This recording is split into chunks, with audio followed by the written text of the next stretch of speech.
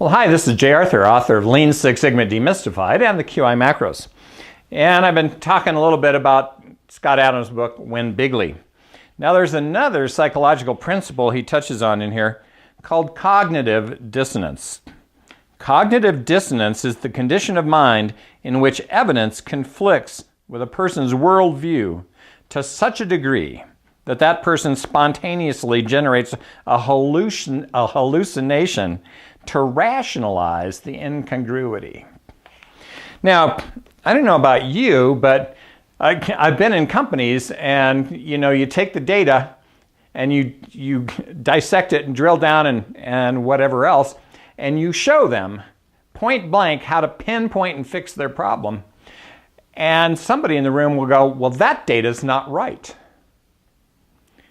Right? Because it conflicts with their worldview so much that the only way that that can be true is if that data is not right. And so then I'll ask them, I'll say, well, do you have better data? Well, no, but that data is not right. Well, how do you know it's not right if you don't have better data? Right? And so you can't actually win this conversation because they're hallucinating, right? But that's cognitive dissonance. And so I want you to start to look for cognitive dissonance, right? Now, I'm trying to create some of it myself, right? Because I believe you can train people in a day on Lean and Six Sigma and make them productive. Now, I went out, confirmation bias, working here, right? I was at the ASQ Lean Six Sigma conference in Phoenix, and there was a presentation from Christus Healthcare. And they started out training green belts, but it was kind of slow and they weren't getting the results they wanted. And there was a lot of demand for the training. So they switched. They decided to go to a one-day yellow belt training. And they started getting immediate improvements from the yellow belt training. Every time they ran a training, people would find stuff. And then they'd come up with better ideas for green belt projects.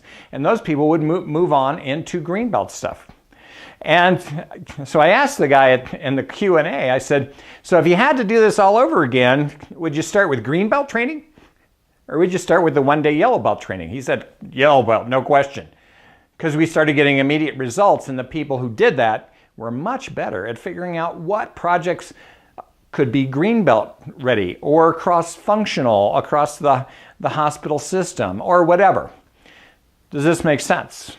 So that supports my theory that you need to train people very quickly in one day and get them started being successful rather than spread it out over a week or 2 weeks or 3 weeks or 4 months or whatever it is.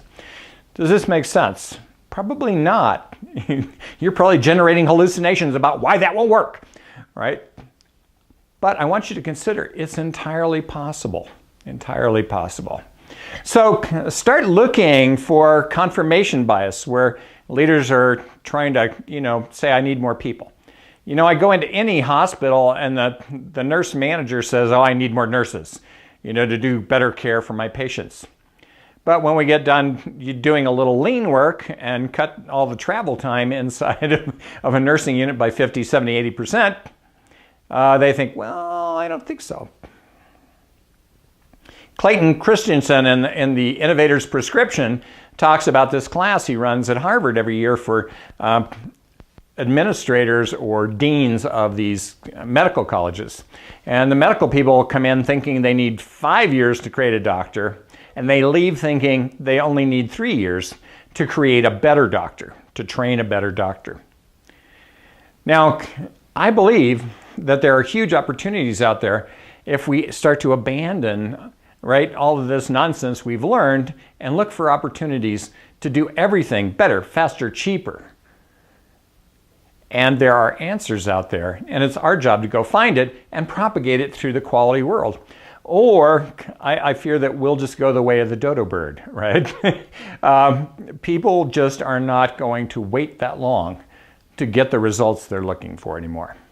I'm Jay Arthur. That's my improvement insight for this week.